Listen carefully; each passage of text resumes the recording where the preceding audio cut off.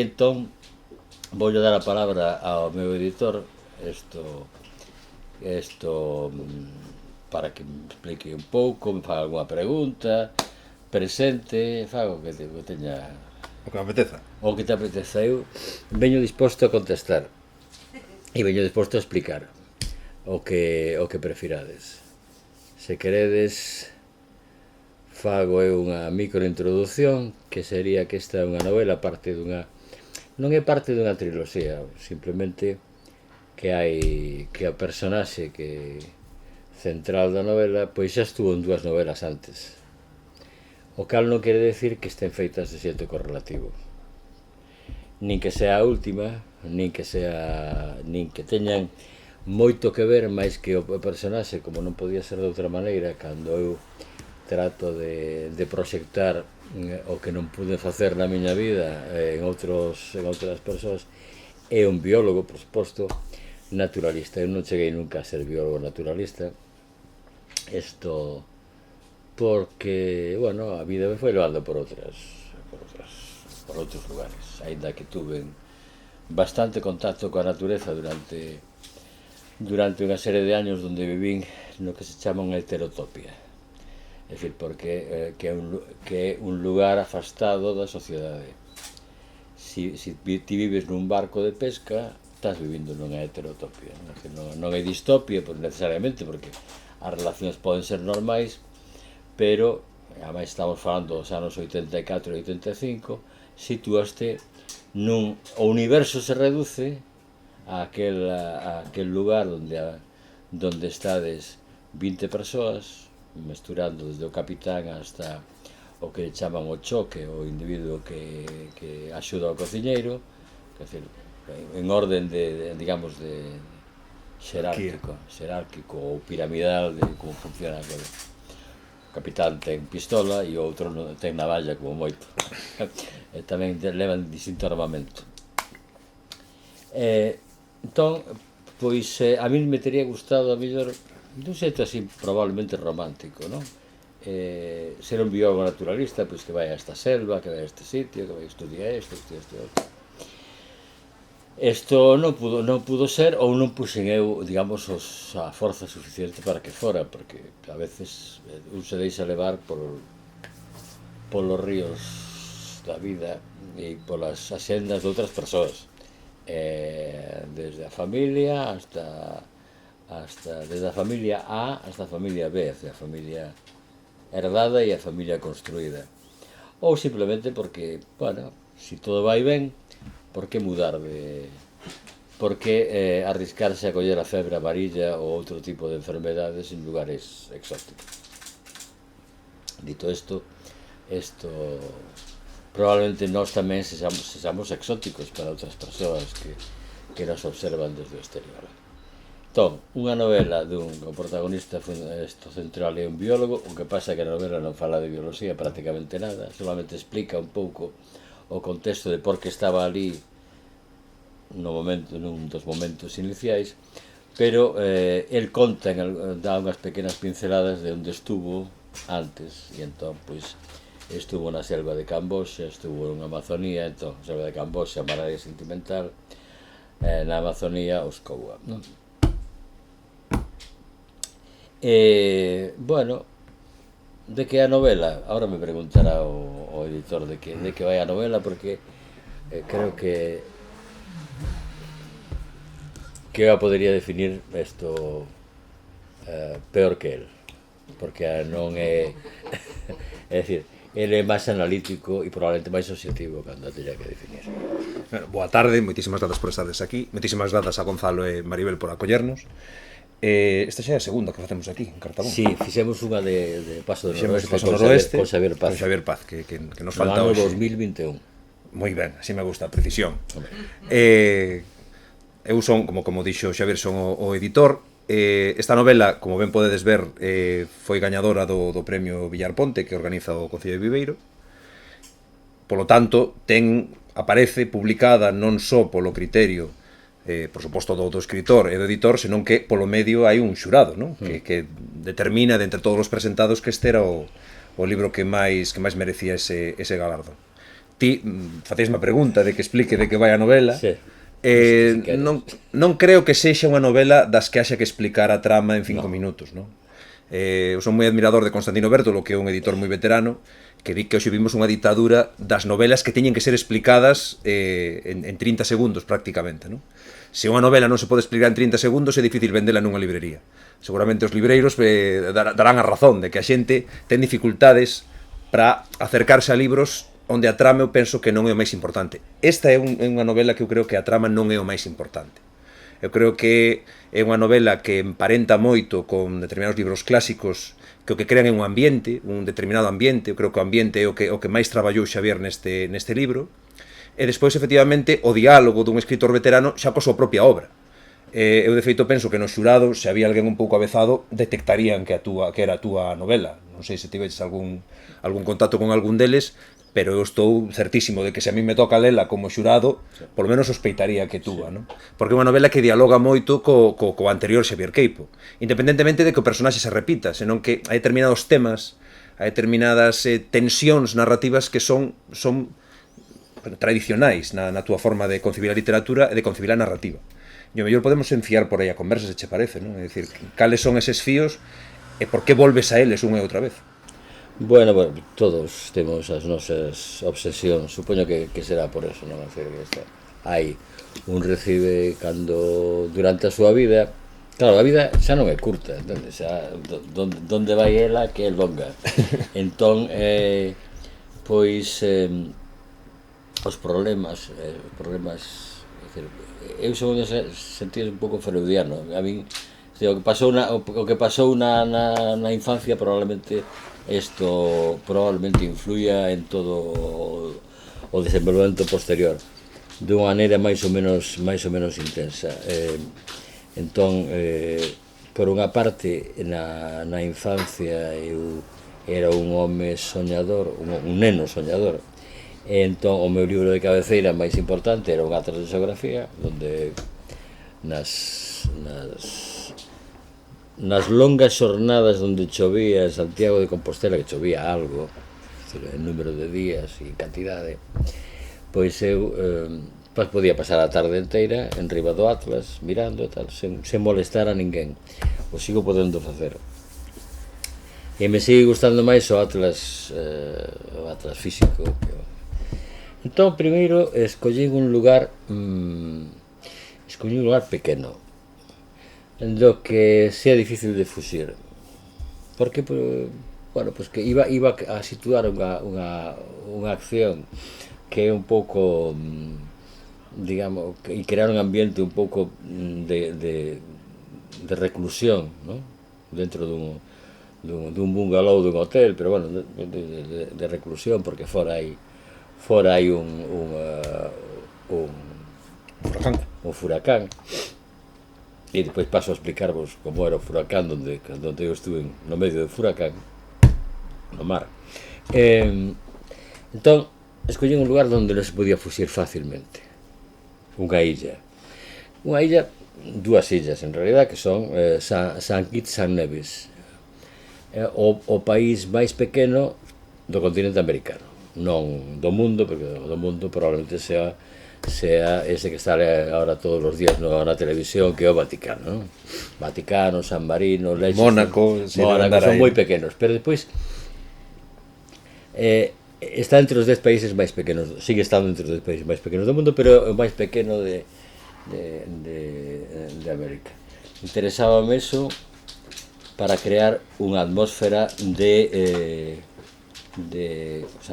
reclusión, porque e iso probablemente, si os soños da infancia, o maior problema era a reclusión.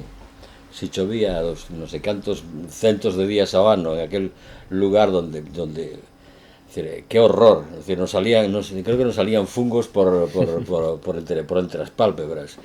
Chovía moitísimo máis, ou polo menos a percepción que eu teño, que chovía moitísimo máis días e dunha maneira brutal, non? Cando eu... E, de feito, probablemente nos anos 60, 61 se atoparán aínda récords de maior número de días de chuva. Me interesaba eso. E eu tratei tratei, e ahora regreso á historia, tratei de que a linguaxe, non sei se conseguí, tratei de que a linguaxe e os nunca sei se consigo, hasta que me contedes. Isto, tratei de conseguir que a linguaxe e o ritmo da linguaxe fora en ese sentido angustiante de alguma maneira, sobre todo para as personaxes que interactúan. O libro ten a novela ten moi poucas personaxes, dúas personaxes centrais, é bastante teatral, digámoslo así, non? Ainda que o teatro se desenvolva en unha parte ao aire libre, hai unha parte moi importante que se desenvolve no interior e que hai é bastante teatral, sí. Porque gustaba a min, é dicir, eu fixeno como un experimento, porque nas miñas novelas, se virades as novelas anteriores, moitas das novelas anteriores, apenas si teñen diálogo. Por unha razón que para min é obvia, que vivindo fora da sociedade que fala a lingua, ti non tes a lingua viva, non? Tes unha lingua xa sendo o que se chama neofalante, falante recuperado, falante en mosaico, que era o que eu era nos anos 90, cando empecé a escribir en galego.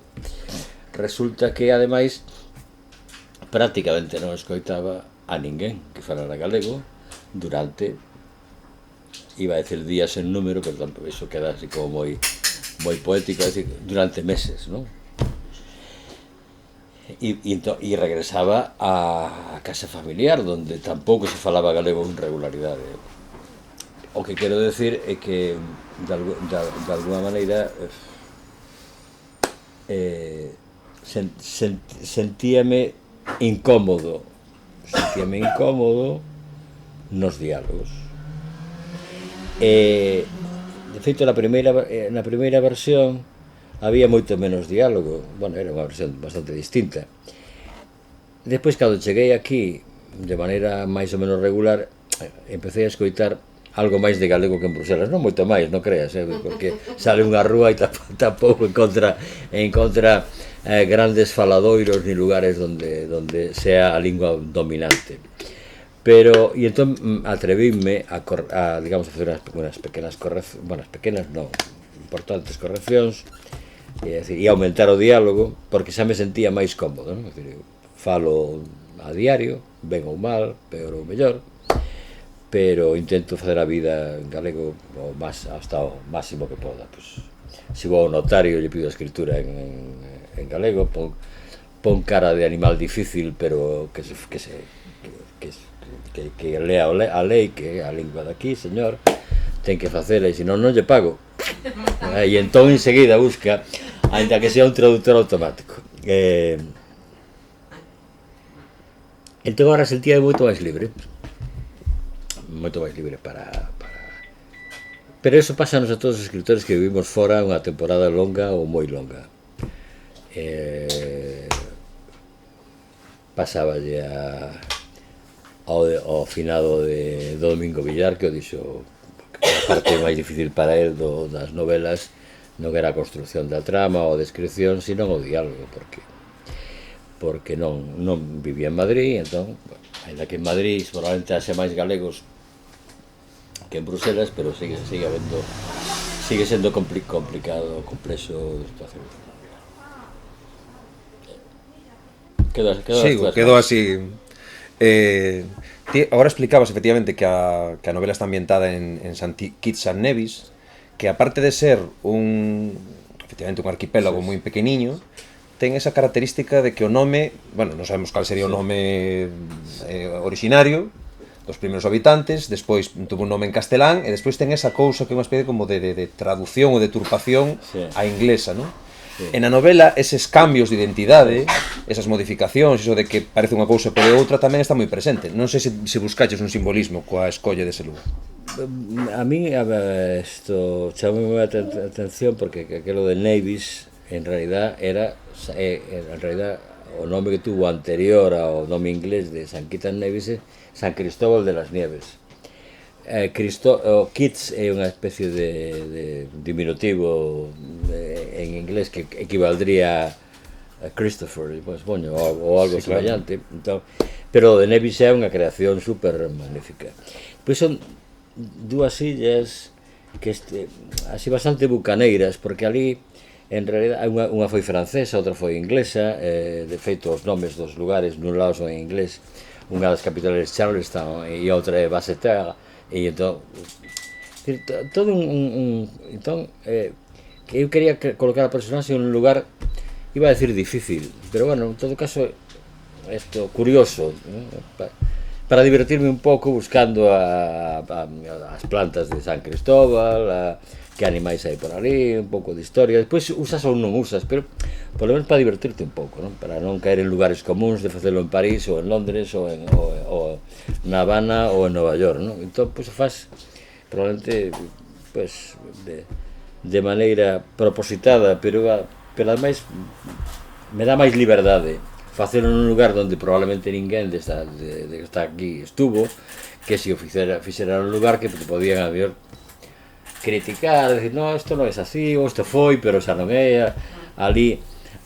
E depois encantoume facer unha vindicación ou reivindicación dos premios Nobel caribeños, porque a mí me parece que o Caribe dou unha serie de escritores relativamente interesantes, moi interesantes para o meu gusto, pero bueno,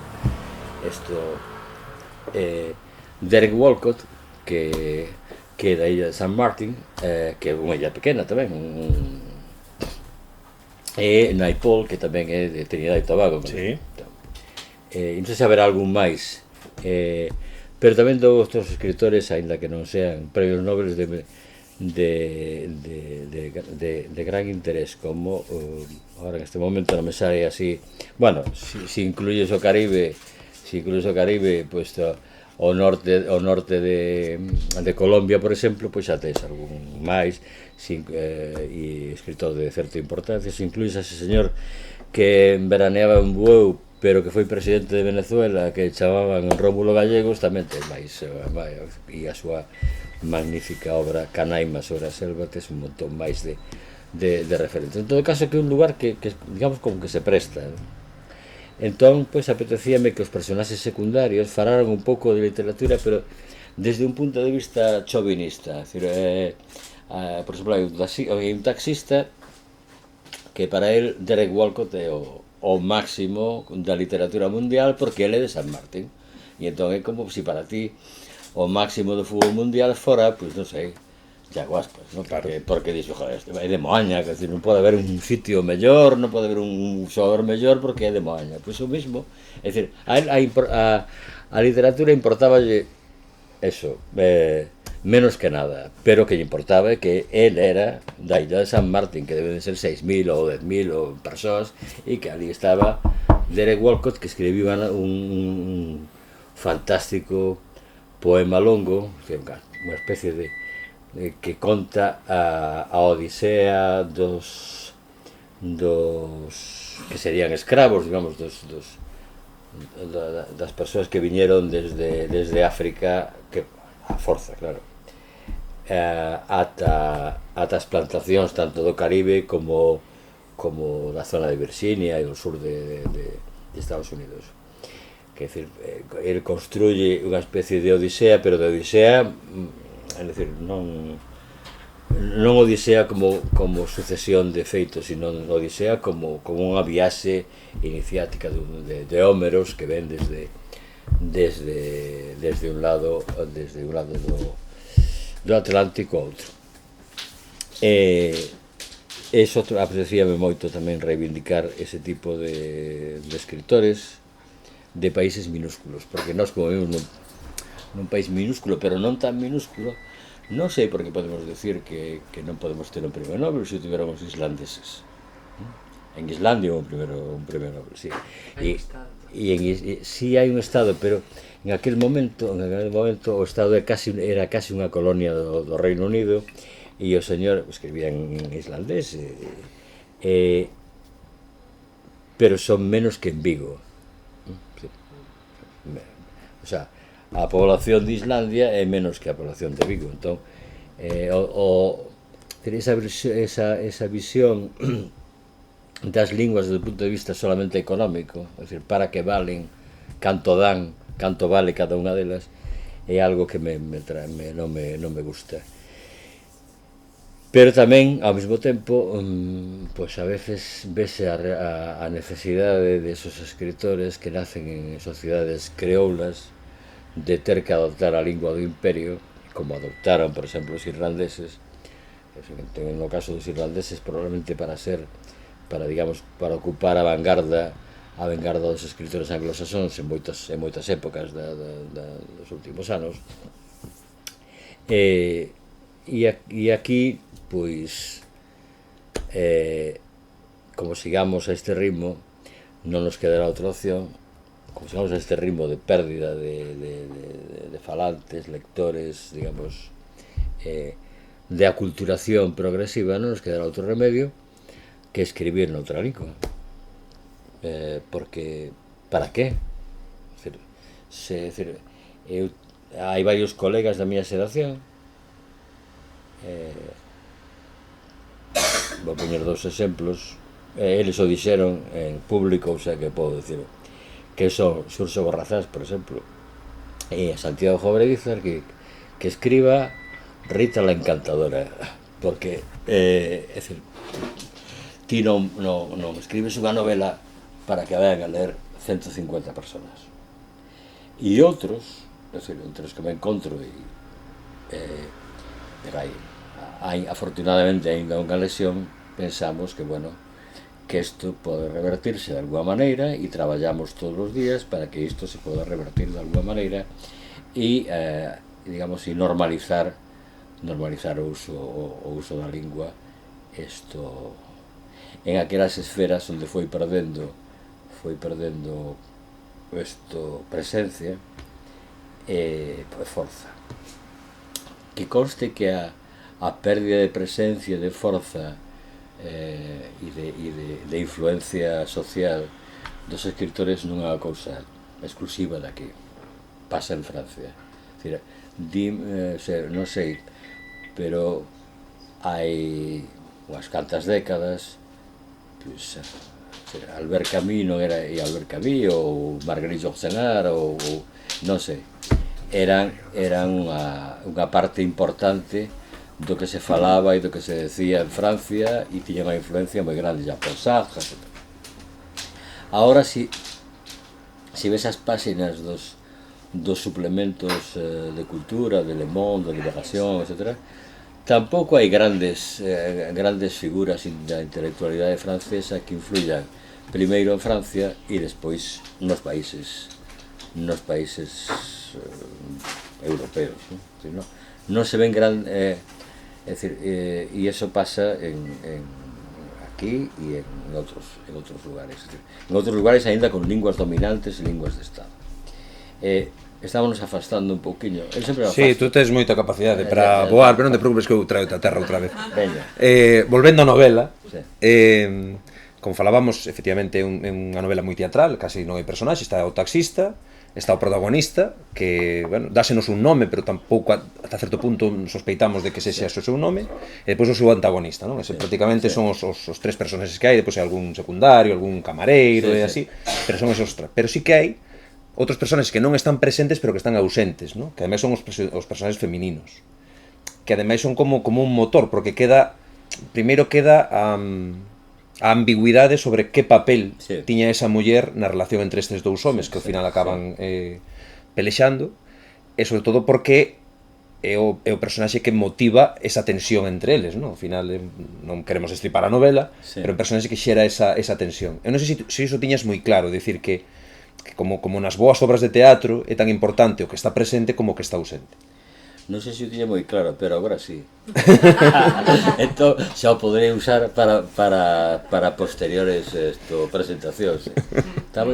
Pero tamén ten que ver probablemente cos fantasmas como se chama, con fantasmas da infancia, e porque as mulleres estaban presentes no sentido de que eu vivía unha casa onde casi todas eran mulleres nunha época do ano, e depois pasaba a unha casa onde non había máis que a miña nai, e o resto éramos todos homes. Entón, e eu sentíame cando estábamos na casa, que todos éramos homes, etc., sentía a falta de toda esa corte dos milagres da miña bisavoa, que era un pouco, tiña habilidades para traer nenos ao mundo, era a parteira por ali, para arranxar pernas, escordaduras, non sei que sabía de ervas e tal, e outras que sabían de outras cousas. Por exemplo, que me contaban contos en italiano ou en francés, non porque formaban parte da burguesía, non, porque elas inventaban o italiano e inventaban o francés. É dicir, a miña tía avoa Belén nos contaba contos, nos levaba, estou falando de cando empezas as primeiras palabras e ainda non tes claro que lingua é que, non? E non lle podes contestar que aquilo non é italiano, pero acababa un monte de palabras en i, e entón aquilo era italiano, e cando acababa un monte de palabras en e, aquilo era francés, e punto. E o pasábamos barbo, porque era, se te contaba o conto de Carapuchiña Vermella, de Pulgariño, contaba un italiano dela, e esa idea de que as mulleres para mí eran tan necesarias e tan ausentes, pois probablemente a teña aquí na zona que se corresponde máis ou menos co hipotálamo e tal, por aí baixo, debe de haber un puntiño onde eso está ainda anulado e non se desanoa nunca, que é o que nos produce despois certas, como se chama, vaivens relacionais e cousas dese estilo. Entón, nese sentido, esa muller ausente tiña unha importancia moi grande, porque digamos que era a amiga íntima con dereito a roce do como se chama, do protagonista, con dereito a roce, se sabe, non?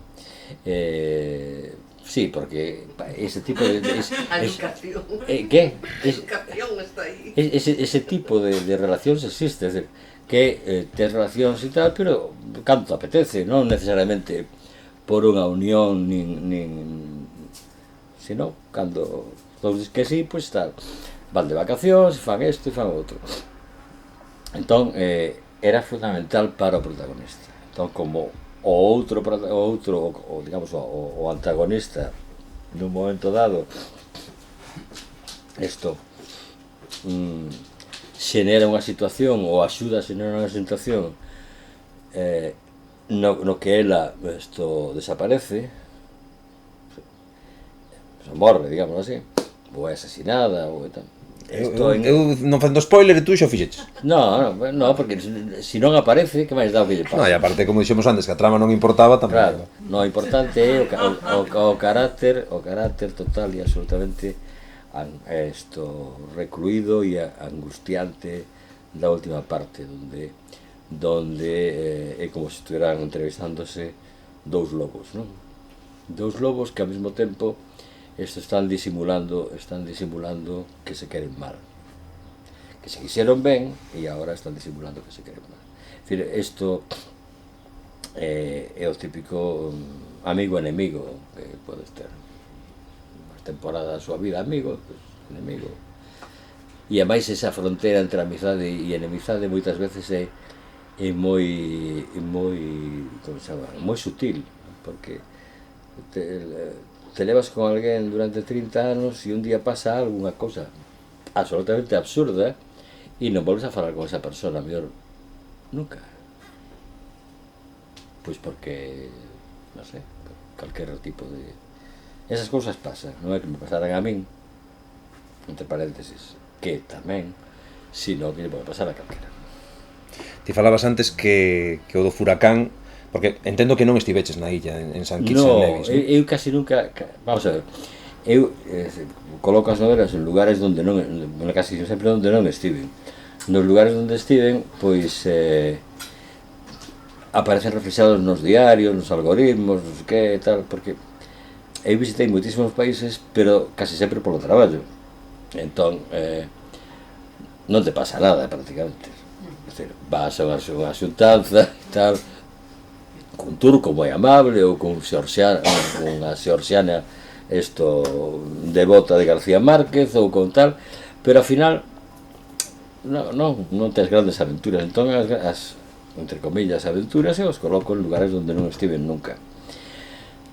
Para eso hai que documentarse, sí, pero tampouco excesivamente. É dicir, colles un mapa, colles 4 indicacións sobre a flora, a fauna e tal, e o tempo que pode facer ali, e xa vas. Incluso se atopas algunha cousa que é relativamente inverosímil, pois mellor aínda. Por exemplo, hai un conto meu en que sale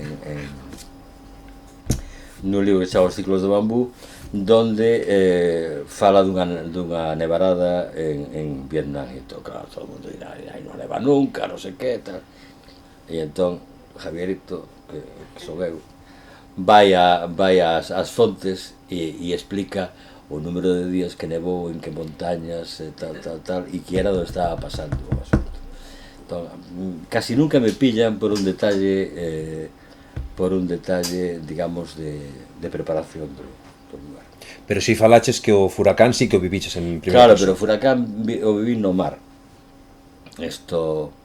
No ano 1984, vos recordaredes que por aquí pasou un furacán que se chamaba Hortensia. Sí.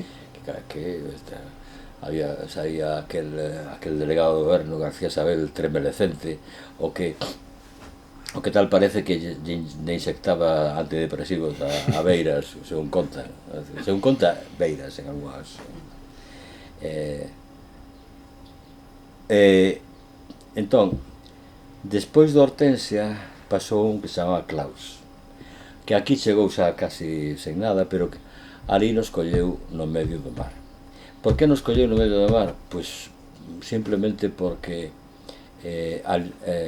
na zona de Terranova, onde eu estaba en aquel momento, todos os furacáns que salen pola corrente do Golfo, que salen do Golfo de México, suben e uns se desfán, outros van cara ao Atlántico e se desfán antes de chegar a Azores ou despois. Entón, é como o conto de Pedro e o Lobo, non? O famoso conto de vai vir o lobo, vai vir o lobo, vai vir o lobo.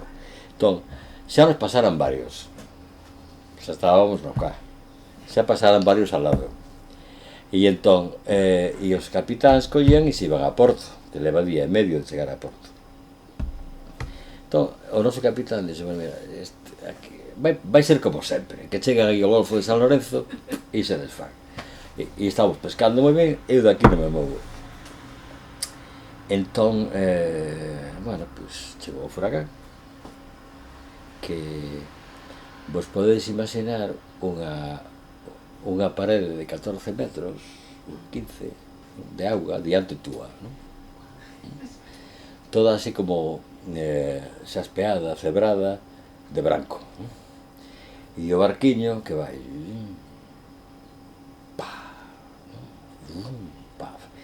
que entra o morro dentro da auga.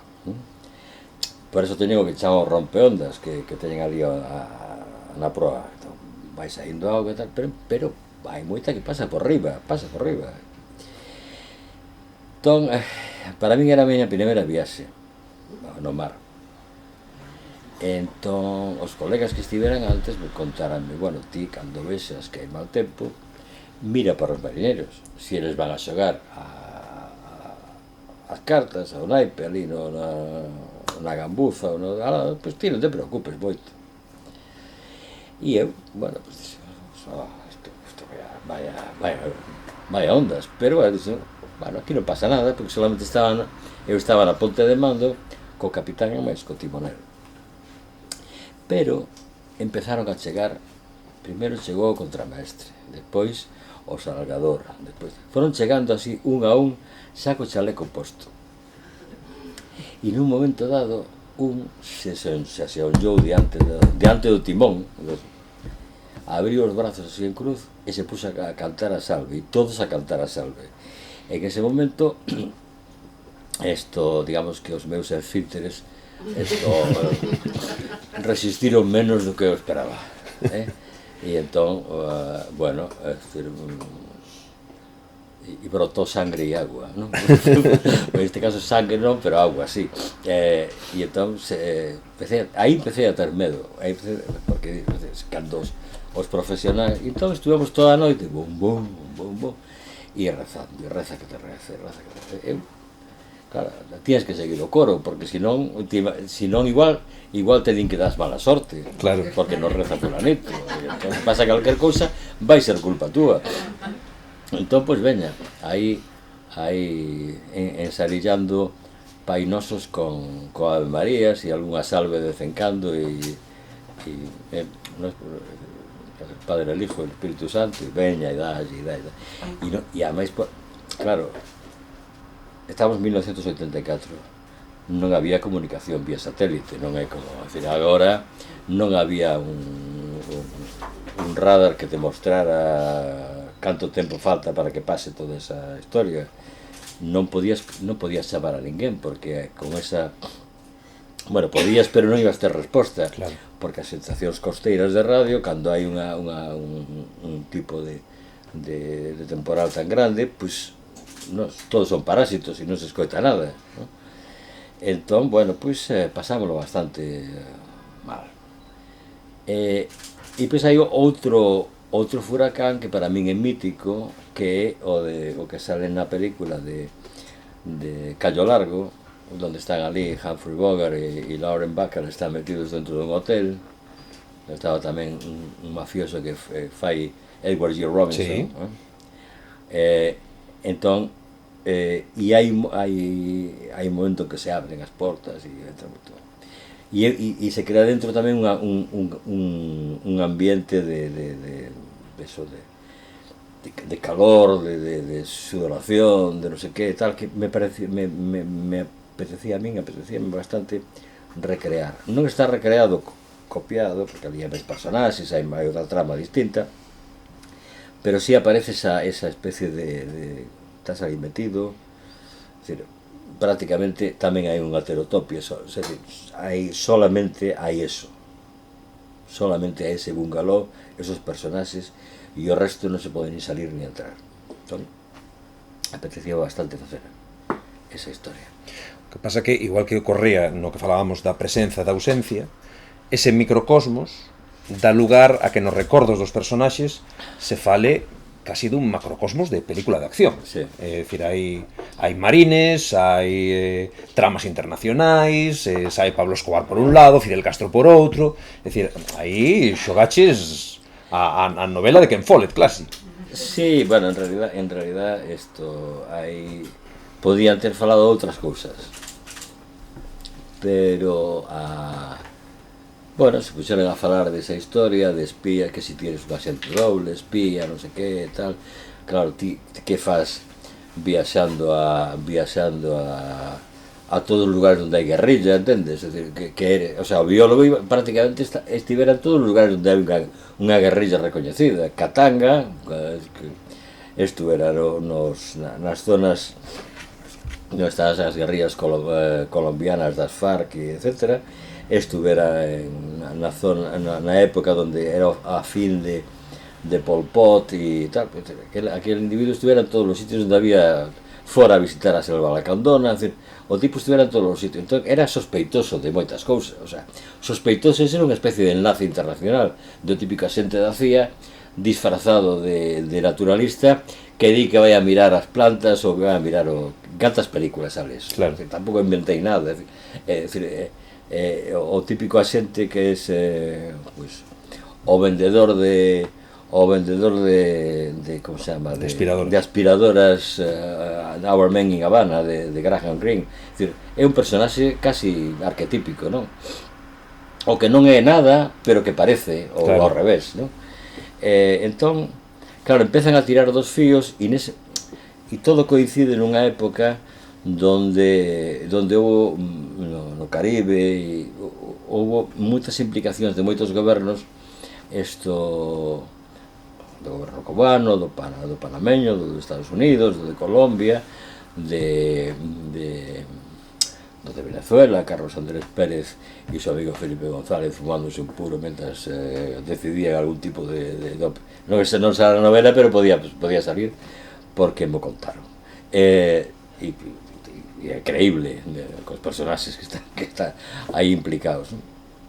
Entón, se fai unha especie de un pouco unha mezcolanza, porque non hai unha, pero é como cando dúas persoas están atacando e a veces non van ao fundamental, sino que te contan historias tal para atacan por pequenos detalles. Entón, como un deles era cubano, pois o outro atacaba por Fidel e non sei que, la revolución e tal. Para documentarme vin non sei se son 8 horas ou máis do xuicio que lle fixeron ao héroe de Angola e de Abisinia. Ahora non me sabe o nome, General Ochoa e tal. E entón te veías aquel abogado o acusador, un tal Escalona, que era como un facha de aquí, era como un facha de aquí do franquismo, decir, o fiscal era, porque ademais acusaba de traicionar a Fidel Castro, de traicionar o país, e ademais ti que eras, bueno, un emblema nacional, porque eras o héroe das guerras de Angola, do combate de Abisinia, da internacionalización da guerra e vemos que. Entón, e despois en esa época tamén se falaba e máis que se falaba da implicación do general Noriega, que depois foi detido e levado a Estados Unidos, que era onde paraban os avións, e todos estaban en por razones evidentes. Era a época do período especial e posteriores. En Cuba non había nada, e entón pois había que sacar cartos de fora, claro. Decir, e algúns generais pois veían que o sistema se estaba acabando. Por outra parte, había varias correntes, se estaba acabando o sistema, e entón, bueno, pois unha aproximación aos Estados Unidos, non un golpe de Estado, pero bueno, unha maneira de implicar en algo sucio porque foi a traición, é dicir, ao comandante para que aquelo se derrumbara.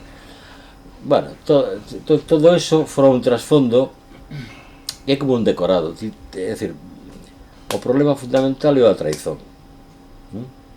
o amor e a traizón, o desexo e a traizón, a amizade e a traizón. Pero de fondo está como unha especie de ramallada, ¿no? Que decir, que van contando cousas que están acontecendo na esfera internacional nese momento, un pouco desde o punto de vista máis anecdótico que analítico, porque tamén é unha conversa entre dous amigos, tampouco é unha novela de tesis, entendes? É dicir, presente dos amigos.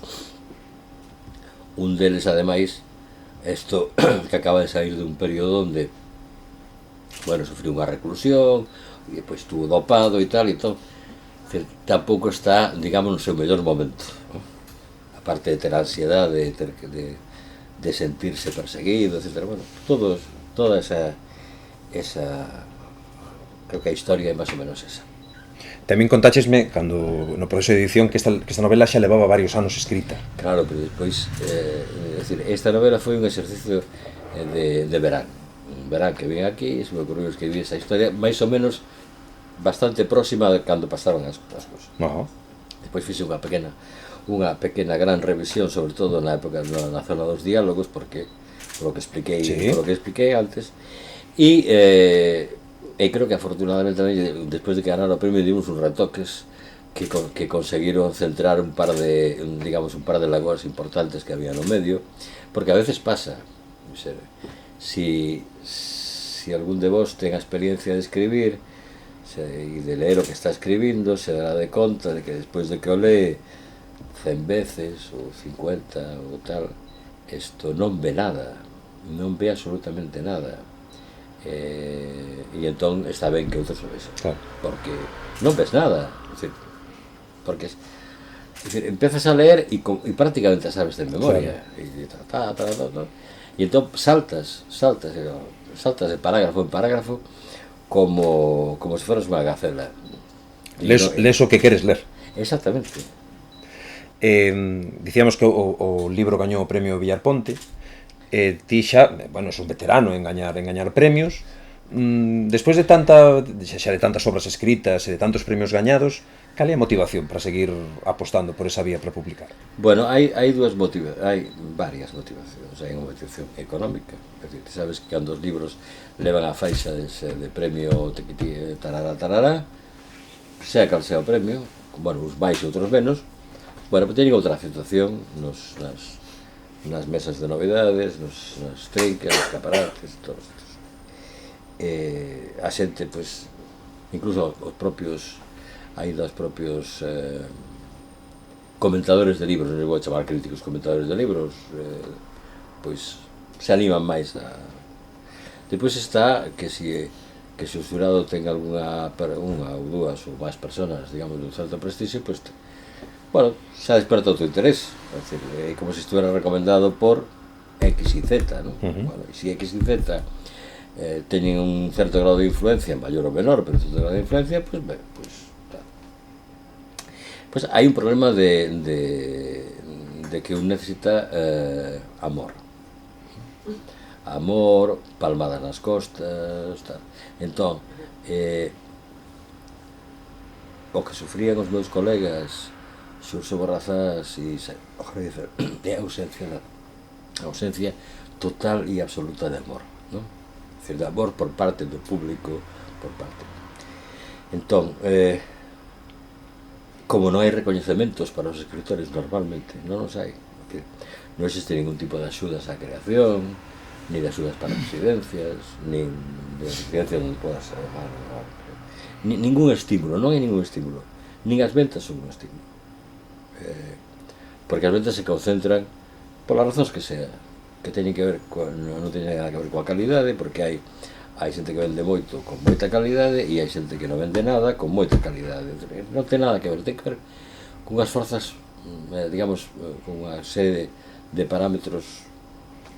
Entón, ti necesitas, se non che dan un recoñecemento, bueno, pois micro recoñecementos hai para escribir a seguinte, porque se non tes ganas de escribir a seguinte, porque, é dicir, se non entendes perfectamente o que lle pasa a eses dous colegas e outros máis colegas que estén na situación semellante, que sean moitos me teñen contestado. É dicir, non era unha gran...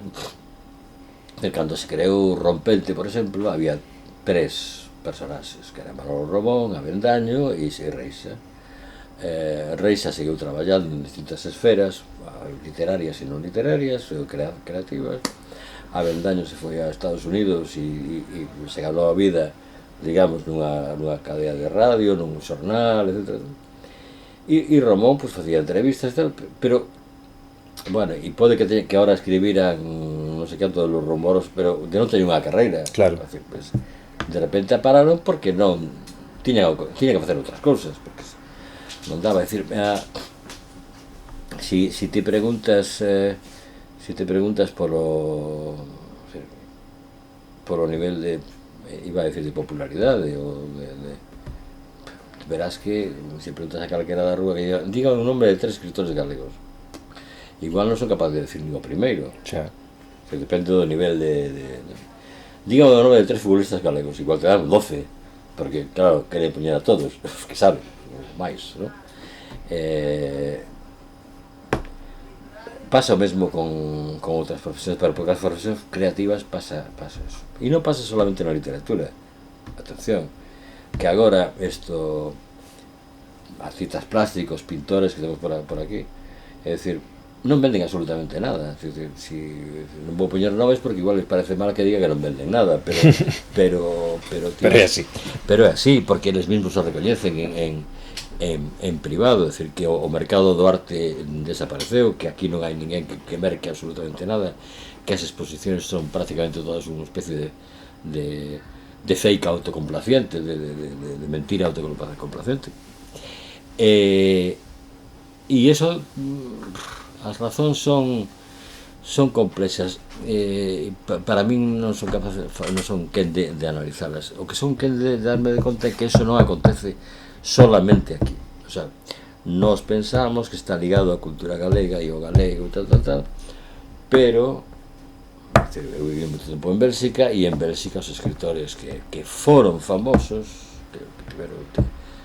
que digamos que abrían as portadas de cultura e tal, xa non hai, os que mesmo os xornalistas pois que estaban cando foi a caída do muro de Berlín, que son escritores e tal, xa ninguén se lembra deles, é dicir, entón hai unha especie de aculturación progresiva, porque que ten que ver con algo de xeracional, non o sei, é dicir, non son capaz de analizar. Eu que son capaz de analizar é que agora, é dicir, polo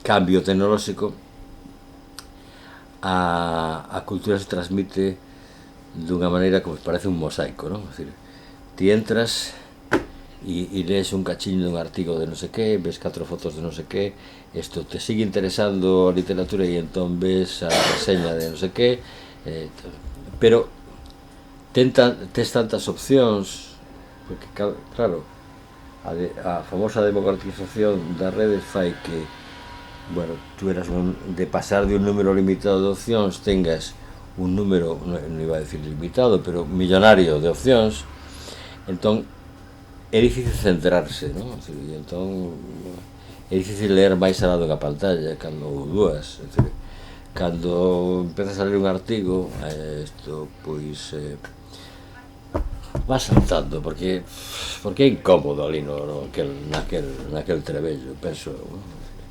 Entón,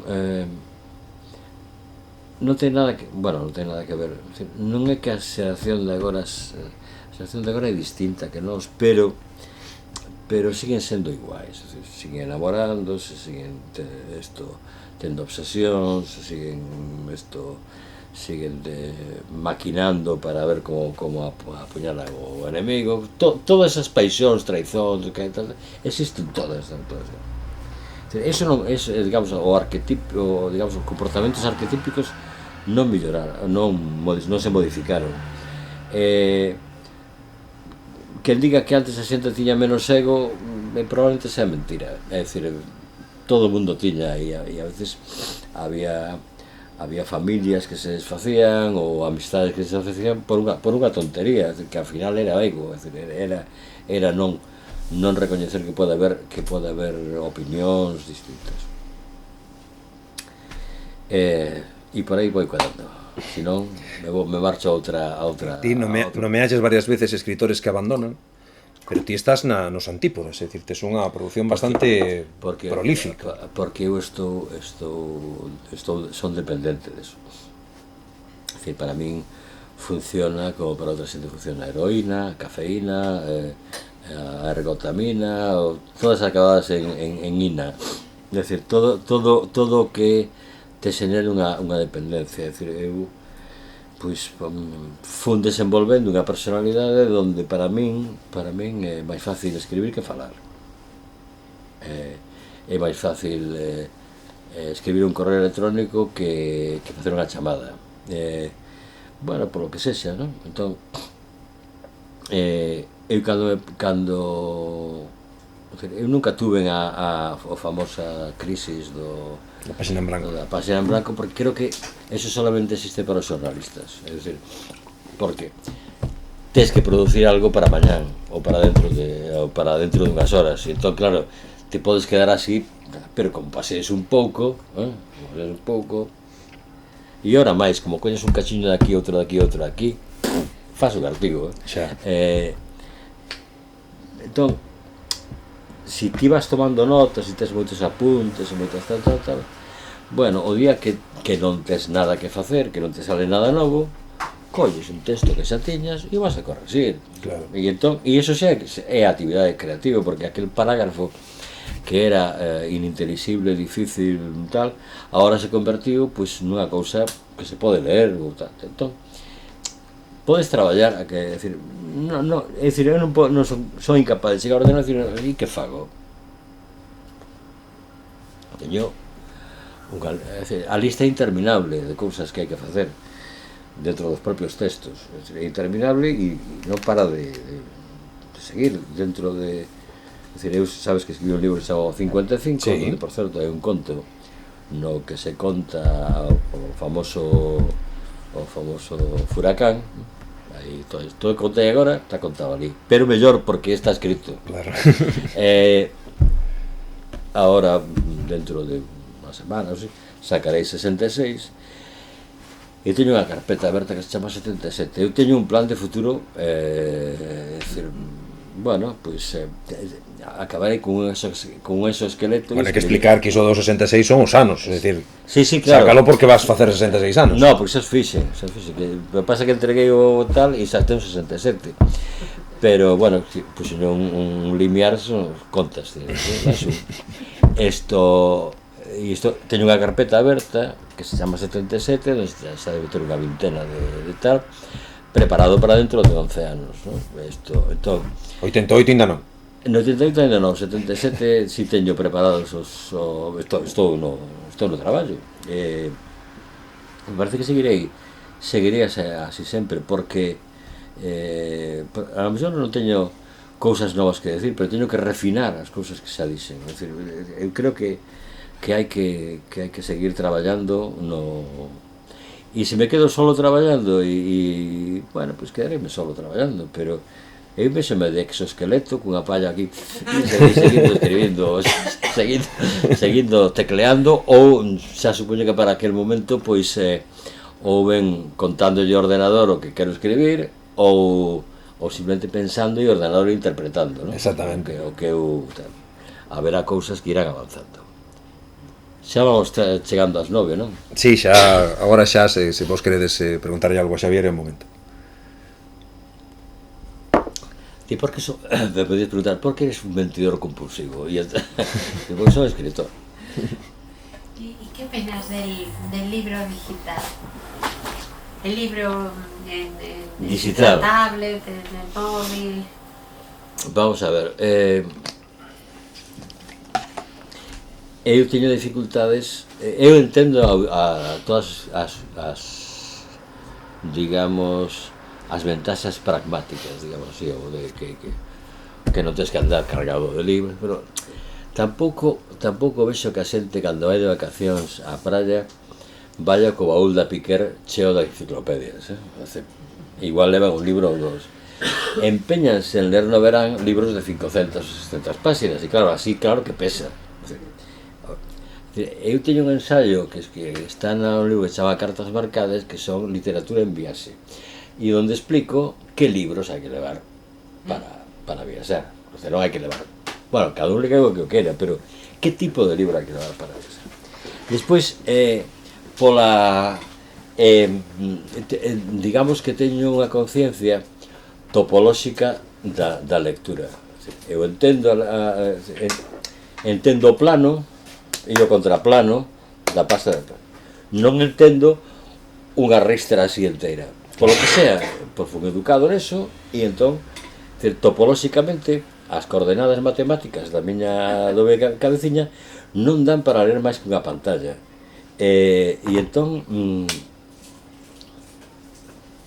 os propios textos meus os teño que imprimir, e entón despois fago as correccións. A veces non trouxe ninguna páxina, pero a veces as correccións pois afogan, digamos, a escrita principal.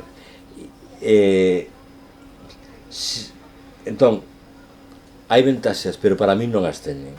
A min, máis de 2 folios, eu non son quen de leelos seguidos, son quen, pero bueno, empezo a sentirme incómodo.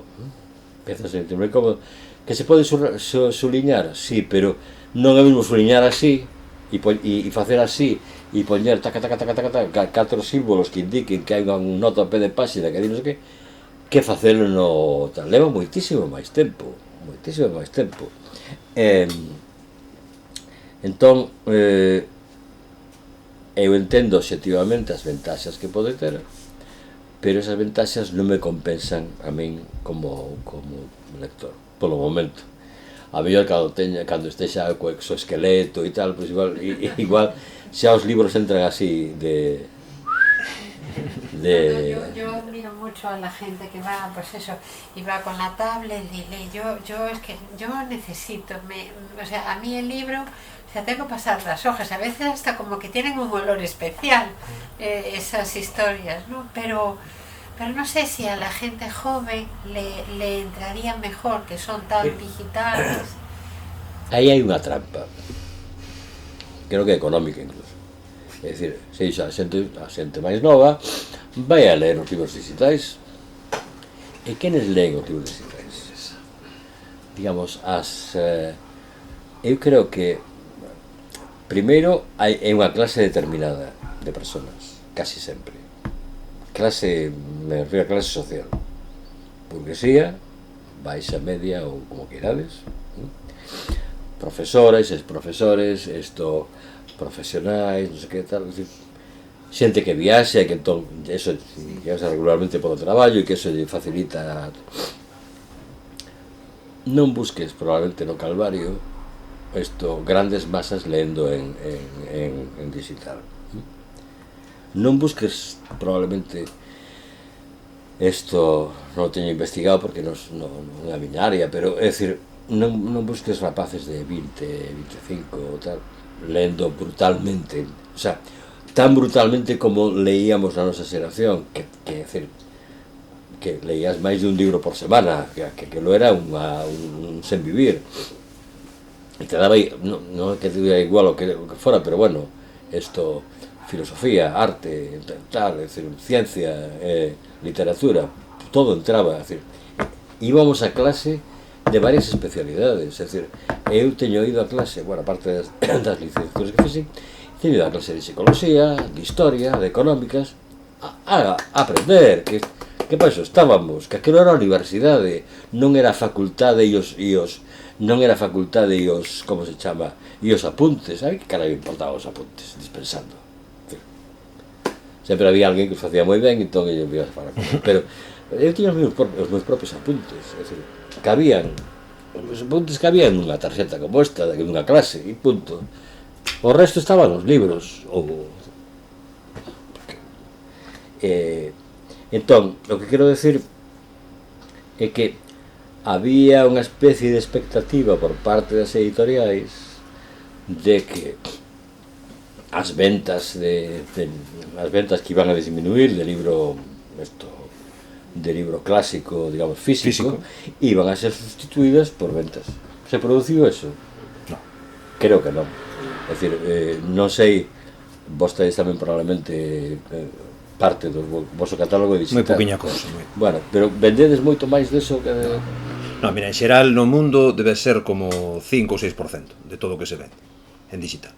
Hai despois un mercado subterráneo de libros pirateados, que iso lógicamente é difícil de cuantificar, pero no que son vendas 6, un 7%, e agora estamos no mellor momento da historia.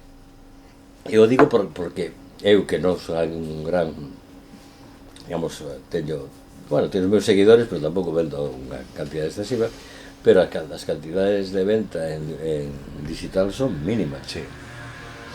O cal está mal, porque en principio nos dá menos porcentaxe, nos dá máis porcentaxe as digitais que as outras, porque non hai, é dicir, as editoriales lle gustaría menos porque non teñen que pagar ao libreiro, non teñen que pagar a distribución, o papel, aforran prácticamente todo. O sea, unha vez que teñen o PDF, xa está todo feito, ¿no?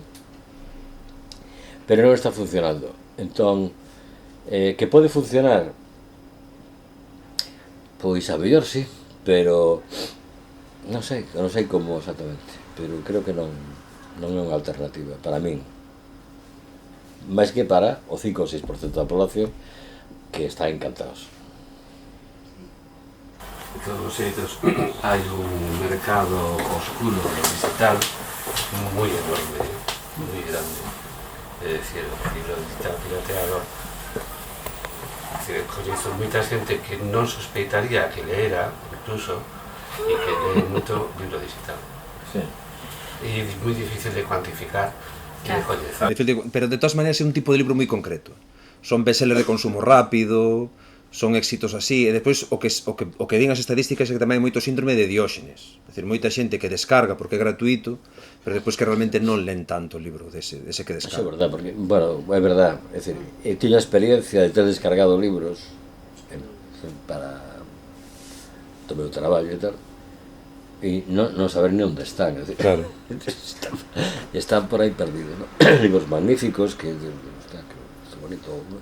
E non solamente libros, sino pues bueno, pues tratados, leyes, os que tal, os que cosas que hai que necesarias para para entender o mundo, que de repente a saber onde están, a saber onde están, porque a mellor sabes onde están físicamente, pero non tes nunca nin o tempo nin o lecer para ler toda esa ristra de cousas que levas acumulada, como tampouco a tes probablemente na túa biblioteca de libros, digamos, físicos, para ler todo o que tes, pero xa non sei se era Humberto Eco destes, que falaba de que un non ten os libros aí para leelos todos, senón para poder leelos no caso de que quixera, necesitara. Ainda hai libros que son libros de literatura, pero que se poden entender como libros de consulta. Un exemplo paradigmático é Paradiso de Lezama Lima, donde Cortázar decía, non, isto non é unha novela, é un libro de consulta. Cando teñas un momento que necesites un floripondio barroco, colles Paradiso, abres en calquer sitio, e é unha festa da palabra en español, pero unha festa da palabra, ¿no? E iso pasa a veces con libros de poesía. Ti imagínate, saliu hai pouco a poesía completa de Xosé Luis Méndez Ferrer. A mellor non te, bueno, sí ou non, pero bueno, non te apetece moito ler todo, notas incluídas, non? Desde a afecta. Pero un día fas así e colles un poema e te encanta. Pasa o mismo, vas a obra completa de Octavio Paz. Pero é un libro de consulta. Ti vas un día e atopas que dice, queres ler aquel poema de Octavio Paz donde falaba dun chino que soñaba que era un dragón, que non sei que tal. Ezas, e ti vas aí. E outro día queres ler un poema de Octavio Paz que fala dunha xente que ven camiñando polo deserto e tal modelo ambientado como Juan Rulfo e tal. E te encanta porque además esa é a imaxe que tú necesitas para sentarte diante do ordenador e tracatrá, non necesitas máis que eso, e non necesitas ler o tomo inteiro. Pasa con moitos outros libros, non? Os libros de poesía para mí son paradigmáticos dos que non necesitas ler todo o libro, podes leelo, pero que son libros de consulta, de cando en vez, pois te apetece, pois ler un poema de Pólvora e Magnolias, con Pólvora e Magnolias, pero non todos. Claro. Pode ir a ler a María José Queizán, un poema sobre a xeración Nós, onde lle dá caña a todo o mundo, pero bueno, isto non, pero non te apetece lerlas. Pasa con outros libros donde, pois, a mellor o que te gusta é aquel conto de Carlos Fuentes que aparece e de repente cando aparece a imaxe esa que aparece unha silla de rodas na fronteira entre Estados Unidos e México, e entón, claro, os coyotes se marcharon e os outros tamén, pero a silla de rodas se quedou ali parada. Claro. Entón ven a policía cara a él e abre as mans e primo e tal, a un dos policías, e o outro policía, que era de orixe mexicano, lle dá un abrazo porque que vai facer máis e que sea primo del, entendes? Entón ese conto é para lelo varias veces e cando se fale da fronteira e tal, ler ese conto, esas limpiadoras que pasan o fin de semana en Manhattan limpando e que nunca baixan a rúa, simplemente van, as collen no avión, as levan a Manhattan, limpian as oficinas das grandes compañías financieras e tal, e van ao autobús, van ao aeroporto, en México DF, pasan 2 días a semana en Estados Unidos, pero non entón en un momento dado que queras falar de problemas de emigración, mellor esos contos de Carlos Fuentes en La frontera de cristal, pero os outros que están outros non, que non te deixaron pegada, non te interesa relelos. Claro. Bueno, xa sabemos por qué escribes, por adicción, pero ¿para qué escribes? ¿Para ser un libro de consulta? ¿Un autor de consulta? Que hai decir, de todo lo que levo escrito, esto en cada libro hai un par de parágrafos que merecen ser consultados. E un manual de instruccións incluso. Que? E un manual de instruccións. E un manual de instruccións que está todavía sen rematar, porque teño no en 55 aparecían outras instruccións, non sei se aparecen, pero bueno, sí aparecen outras, haberá que hai outras que hai que modificar, non? Porque xa me acordo no manual das instruccións e remato isto que falaba de como comer máis no avión e tal, e agora xa non se come nada, entón. Claro. Solamente se vas da Turkish Airlines, non, a Turkish Airlines non pagas, colles de Bruselas a Estambul e vas a comer como un señor, unha señora, en todo caso é suficiente, porque podes repetir, me trae máis de beber, me trae un pouco máis de airán, máis airán. Tedes algunha outra pregunta que consideredes que eu podo non contestar? Bueno, pois xa está, entón. Bueno, pois moitas gracias por vir, espero que vos teña gustado a interacción entre o meu editor e máis eu, e entre o meu editor e máis eu e vos, e que, bueno, que disfrutedes da lectura do libro, e se así non fora, isto que saibades que cada un dos meus libros é diferente, é dicir, se vos gusta este, igual non vos gustan outros, se este non vos gusta, igual a outros que vos gustan, porque un está aquí para renovarse permanentemente. Se eu quixera escribir o mesmo libro sempre, pois non tería saído dos icebergs de Ártico. Moitas gracias.